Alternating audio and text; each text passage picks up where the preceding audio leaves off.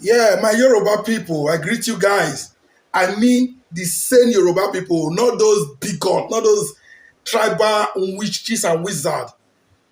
I'm using this video to appeal to the same Yoruba ones, to those that are mentally okay, to those that understand that tribalism is a disease. I want to appeal to you by this video to please work on the likes of this guy. This guy on display, I think it's Shei Law, they call him.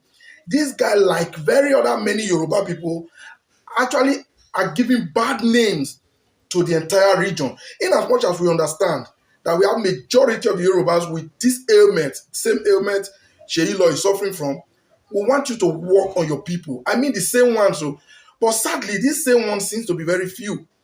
Because I'm doing this video because when I run into this video where Sheilo was introducing Bola Ahmed Tinubu and praising him with the magnificent job he has done, I weep. I was like, is Sheilo serious? Is it kidding? For those that may not have seen this video, at least just check it out and I'll continue. A man who had come at a time when Nigeria truly needed him.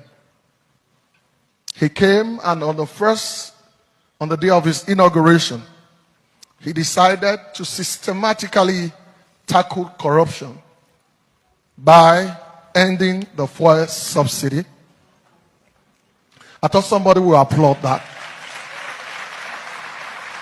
And he decided to float the exchange rate. And for the first time in this nation, the black market and the real market has been unified.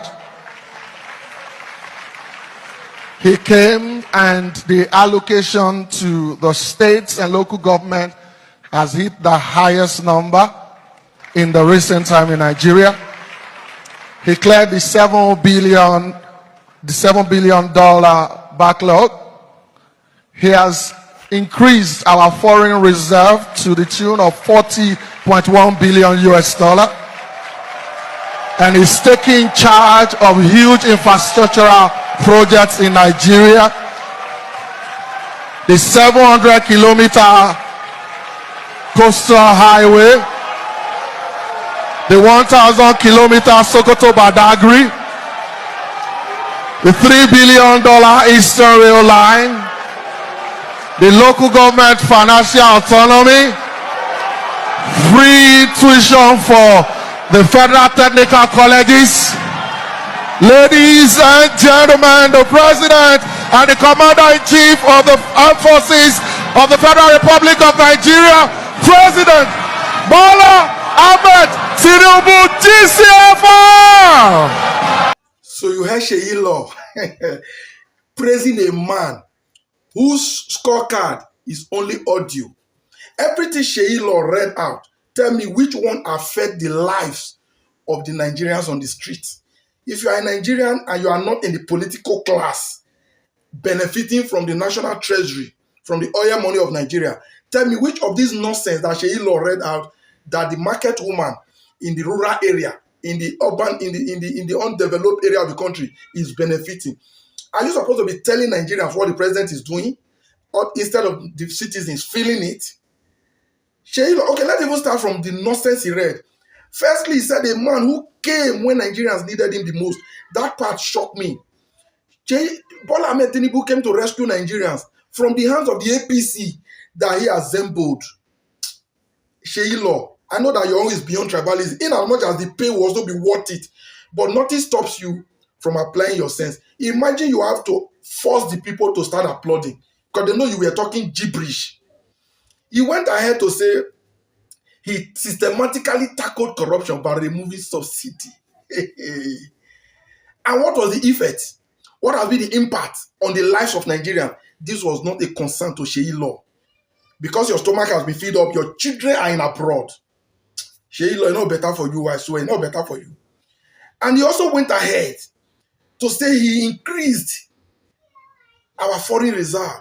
A man who has been borrowing, still borrowing, and will continue to borrow. So do you not borrow to increase our foreign reserve? Is it possible? This guy said a whole lot of gibberish. He even went ahead to shamelessly talk about the 700-kilometer Lagos-Calabar coastal rail, whatever they call it.